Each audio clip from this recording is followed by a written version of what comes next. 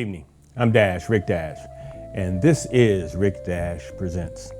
And this particular show is that of the spoken word. We got some great poets coming in, and they're gonna spit their word. They're gonna spit those lines. Now, one of the reasons why I wanted to do this show is because a few years back, I was playing with the trio, Jimmy, Peppermint, and the Fish, the poetry band, at a club called Euphoria in Washington, D.C., a few blocks from Howard University. But one thing about that gig was it was magical. Spoken word artists electrified the audience. I could see them concentrating on each and every word that they said. And words are powerful. So, without further ado, we're going to introduce you to these poets. So please do not go anywhere. Be right back. And welcome back to Rick Dash Presents. I'm here with one of the best spoken word artists in the Northern Virginia area. If you could just identify yourself. My name is Xavier, Xaco Mckethan Jr., out here from Alexandria, Virginia, 41 years old. As a poet, give me your definition of a poetry or a poet or a spoken word artist. Poetry is formulated words like pictures, like the right words to make a picture out of it. Mm-hmm. You know what I'm saying? A poet is anybody who's unafraid to voice their opinion that may be different, or write down or vocalize, you know what I'm saying? Just the creativity within their own brain. Oh, fantastic. So where do you get your inspiration from? Just life in general. You know what I'm saying? My experiences, my personal experiences, as well as experiences of others, stories I've heard, people I know. It's like a sponge. I consider it like a wisdom sponge. And like with anything with water on it and stay on it for a long time, it's gonna get mildew.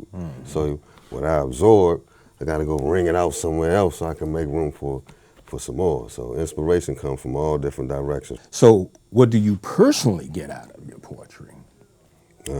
I would say personally, I get a release. I get a release, like if a conversation that I may want to have, that I write it, then that I may not want to say, you know what I'm saying, to somebody in particular, I say it to myself. Or I don't really write poetry for any specific purpose. It's just, I don't sit down and say, oh, I'm about to write a poem. It has to flow. It has to come. It has to be inspired by something, either a current event, something that I'm going through. Emotions is a lot of it. You know what I'm saying? Like, what am I feeling or what am I going through? Then you have that, right, you're ready. Right, you know what I'm saying? You don't have to think about the words because they're just going to come out. What message are you trying to convey with your poetry? What are you trying to leave in the minds of the audience and such? Basically, just to be a better human being, a better person, like a better you. You know what I'm saying? Regardless of what our experiences are, or were, or what we have or don't have, everyone has a common. You know what I'm saying? It's one race, and it's the human race, and we all doing the same. We all got the same journey. So my whole point is trying to be a better me and influence and convince people to learn how to be a better them as well. Do you have any spoken word artists who inspire you? Saul Williams. Oh, really? Yeah, Saul Williams. Okay. He's like idol. He's like the Michael Jackson of poetry, Okay. The Prince of poetry. Okay. You know what I'm saying? He's very inspirational, and he does what his poems convey itself too. So yeah, that's an inspiration that I get. A poet that I get inspiration. Amiri Baraka, you know what I'm saying? Nikki Giovanni. I mean, there's so many from back in the day, but just like modern, like right now, here today and now, making noise is Jessica Caramore.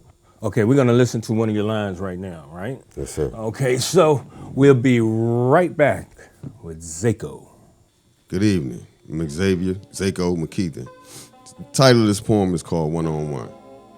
If I took a step outside of myself and watched me for a day, would I be impressed by the way I act and the things that I do and say? But I pride myself on my accomplishments and the conscious steps that I take. Or would I look away in shame and guilt and think that I'm just too fake? Many ways I've tried to find myself and see what's up with me. But the more I search down deep within, it's a stranger that I see. Through all my life, I've searched and prayed to find my inner wealth. And what I found was the key to life was to get to know yourself.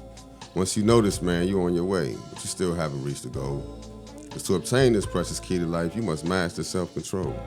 But why is it that I still can't control me when I'm with myself all day? Because I haven't taken the time to free my mind. My days are filled with work and play. All the people I've thought I've known for years, in reality, I have no clue. Because how can you expect to know someone else when you don't even really know you? So one-on-one, let's get it on. There's no need to wait anymore. We've already wasted enough precious time. It's past due and we settle this score. So who am I and why am I and when will I get something done? I'll find this in the silence when I question myself in a session of one-on-one. Thank you. And welcome back to Rick Dash Present. That was a great performance, man. Thank great, you, sir. Great Appreciate performance. it. So how long have you been writing? Roughly about 22 years when I decided that it was going to be poetry as opposed to just journaling. I can incorporate about 22 years. Well, you know, the first time, if you remember that gig, and I think it was Esmeralda. And we had that break. Yeah. And you went up on, man, I was just like, that's what, wow. I wasn't even expecting that, though. You know, so that wasn't a part of our plan. I know, exactly. We just had a little bit of time, I guess. Did you enjoy that? Oh, yeah. I mean, it kind of threw me on the spot. It was the first time I ever did anything like that. Being on the stage, other than being on the drums, that was my first time for that. Oh, really? Yeah. Oh, man. I mean, you took the audience by surprise on that one. That took me by surprise. So what other passions do you have? Playing drums. Okay. That's it. You know what I'm saying? That's one of them. Another one is For the Cause. You know what I'm saying? And For the Cause is FODACAUSE, and it's an acronym. And it stands for Finding Our Divinity and Creative Abilities Using Self-Examination. So, you know what I'm saying? Basically, we all came down from one creator, and we all put here for a reason, and we all have a gift. You know what I'm saying? But we have to look into ourselves in order to find that gift. And we have to open those doors and crack that shell to find out what it is that we're here to do. So that's one of my passions. It's something that I like to focus on. It's something that I want to continue with a mentoring program that incorporates that as well. Okay, well, let me ask you this. I'm quite sure you're a very attentive individual. What's going on in the world today? Does that have an influence on your spoken word or your artistry and such? Oh, absolutely. Absolutely. Because right now, I mean, what's going on in the world today is basically what's been going on in the world. Correct. But living in the information age, we have more access to it. You know what I'm saying? We have more access to what's really going on in the world. And it may not be a pretty picture at all the times. You know what I'm saying? So, like they say, to he who wears the crown has a heavy head. So we got to be, you know what I'm saying, mindful of the information that we go and search for. But that's what it comes down to, finding our own purpose, because everything ain't our business. Right, right. You know what I mean?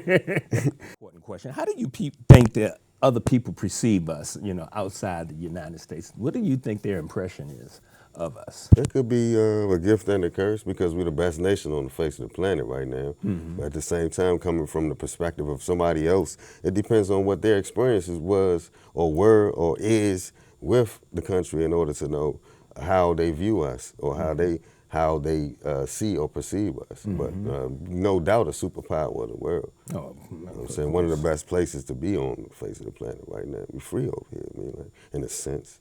You know what I mean? But we get to go and do, and you know.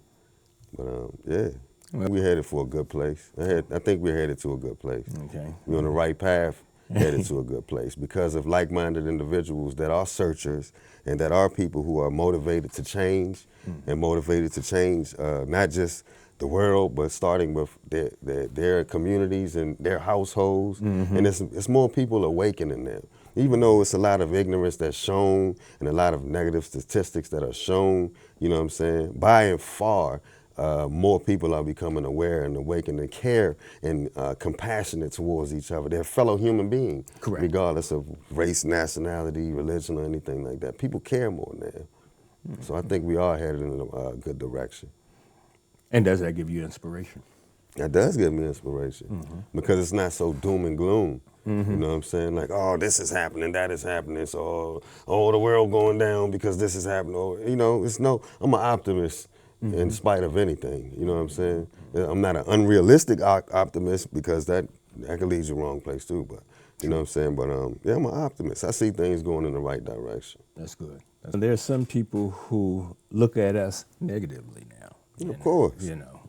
I mean, but it's a yin and a yang to everything. Correct. You know what I mean? So the best person is also going to be ridiculed. Right. You know what I'm saying? The worst, I mean, it's not going to be one sole thing that everybody is going to ever agree on. Other than everybody laughing the same language, everybody smiling the same language, everybody crying the same language. Anything other than that is going to be an opinion. Yes. You know what I'm saying? So And everyone has one. everyone has one. You know what I'm saying? Like So something else, it depends on what the person that you're asking experience is with, you know what I'm saying, the United States or with the, you know, Western civilizational culture or anything like that. It depend. It would depend on the person experiences that, you know what I'm saying, that you would have. I feel personally that the first thing that should be, one of the first things that should be done is changing the criminal justice system, changing the way we hire and train our police officers that, you know what I'm saying, are trained to hear that we look for protection, you know what I'm saying, and it's not a good place when you fear the person that's supposed to protect you, you know what I'm saying, that's here to protect you, you know what I mean, so it's just like, you know, it's like a kid at home. You're a kid, your parents will protect you. Your parents, they tell you to protect. You don't have to do nothing because I got your back. You know what I'm saying? You don't need no weapons. You don't need this, and that. I got you. But then the people that you're looking for as authority, you know, is not being authority to you. You know what I'm saying? So it's like now I'm ostracized and I don't know where I fit in at. So, you know what I'm saying? That's just something that I feel that should be the recidivism rate. You know what I'm saying? The people going and getting incarcerated, you know what I'm saying? Going and coming, there should be more programs that's geared to helping people as opposed to just, oh, he messed up, lock him back up. You know what I'm saying? So it's boys out here and girls out here that need their families, need their mothers and their fathers together. You know what I'm saying? And everybody sins. Everybody has sinned. You might not have a felony on your record because you got up under the rug. But everybody committed a felony. Everybody committed a crime before. You may have got. So we can't get to a place of judging people because, oh, you did that before, so you're in that box. So you know what I'm saying? We can't keep doing that because we all human. It's nobody infallible out here. Oh, that's so true.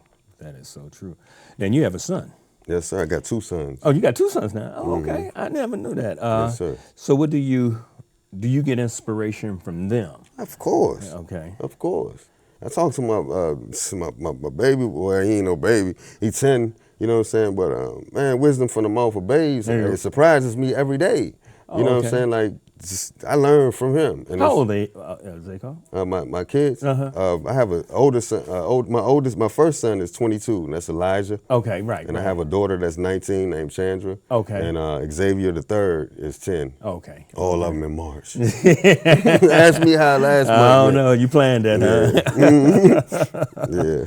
You know, Yes, sir. We used to have some good times out there. Oh, man, did we? We learned, man. Yeah. We had some good times out there. Yes, sir, man. You need to get back on them boards, man. I know. You still got them? Oh, still got them, man. Oh, we're going to go there. We're going to go ahead and we'll do perform. something. I seen Bobby the other day. Oh, okay. That's another one. You know what I'm saying? Oh, yeah. Man, we need to do a little reunion or something, even just one practice, man. I know. Get over there and change some things up right quick. Show them how it's done. Do some original. I miss y'all brothers, man. Yeah, I miss y'all. I miss those Saturdays. Man, remember over Mix? You know he moved. I heard. Yeah, man. He got a nice joint over there in Waldorf right now. Okay. I could have get nicer than that. That was our spot, man. I know. We missed that. Home away from home. Yeah, man. That's my throne, man. So, but Xaco, I want to thank you. Yes, sir. For coming on. Likewise, my man. homeboy.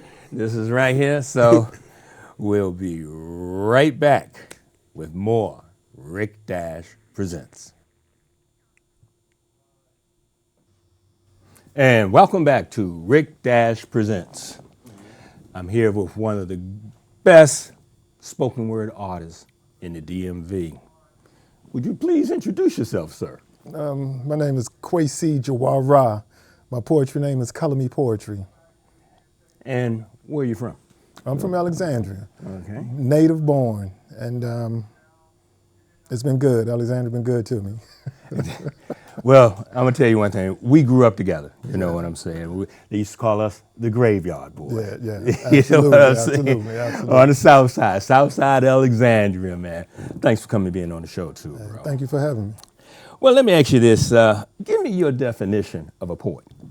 A poet is a man or woman with that ability to express themselves in any form, but to be able to rise above normality, go into that abstract zone, get a little surrealism in there, take everything maybe from art form, from the medium of art form into a poetic literary art form, and then take the experiences in life and say, hey, this is how I'm going to present it.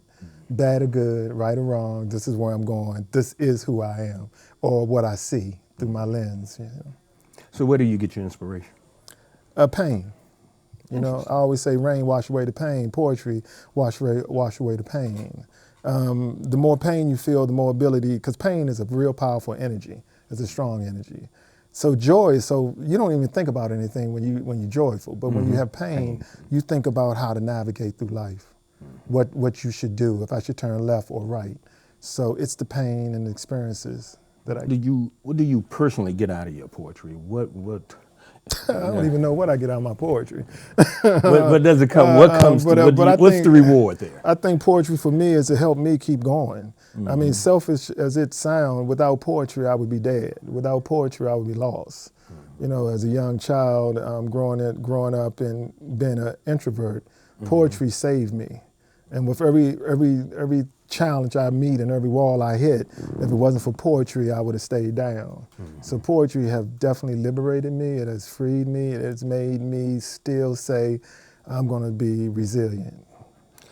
So what message are you trying to convey to your audience when you spit your words?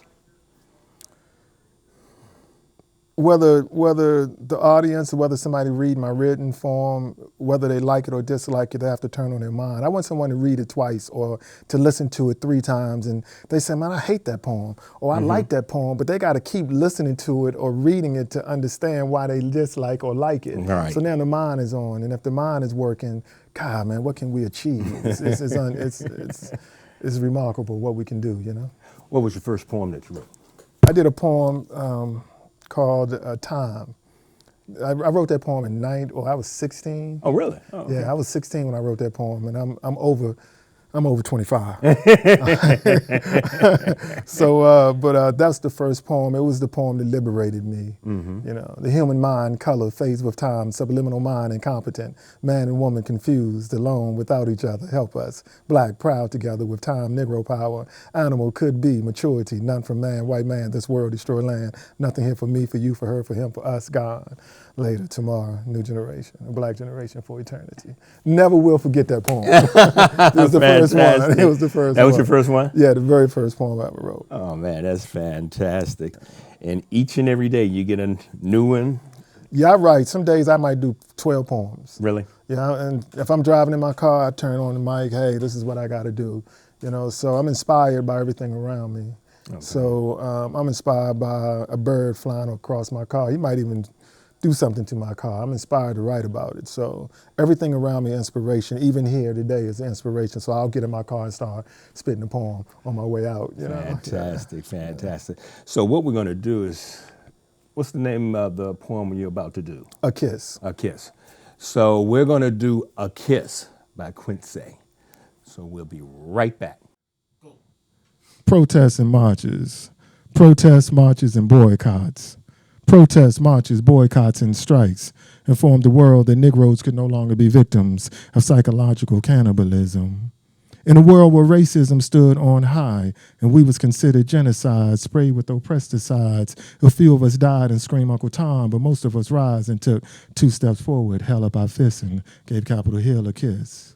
Black Panthers were out civil rights nights, and black leaders stood in ghettos with Negroes and wore black power symbols, dashikis and afros, and then delivered the message of healing, the ramifications behind our true feelings. Sisters jerked on dignity, and brothers rekindled their relationship with unity. So, oh yeah, we took 2 steps forward, held up our fists, and gave Capitol Hill a kiss. Affirmative action infractions is 1 out of every 3 Negroes will be given an excuse. whether it's the core of our roots or the absence of the 50% mulatto breed, or the fact that we could not attend Harvard University or Yale. In short, we were being told to go to hell. So we screamed self-employment and created our own institution. So, oh yeah, we took 2 steps forward, held up our fists and gave Capitol Hill a kiss. Oh yeah, we were music, love, and dance and people. We partied and smoked herb, hung out on street corners and passed the word. But even then we heard the sounds of gospel preaching from the churches and the preachers preaching the old Negro proverbs. So, oh yeah, we took 2 steps forward, held up our fists. We took 2 steps forward and held up our fists. We took 2 steps forward, 2 steps forward and held up our fists and gave Capitol Hill a kiss. And welcome back to Rick Dash Presents. Here with me is Kwesi. I got some other questions for you, bro. What are some of your other passions, man? My passion, I'm an artist. I deal with abstract and surrealism. I deal with acrylic paint. I work with ink, pastels, color pencils. That's the biggest passion I have outside of poetry.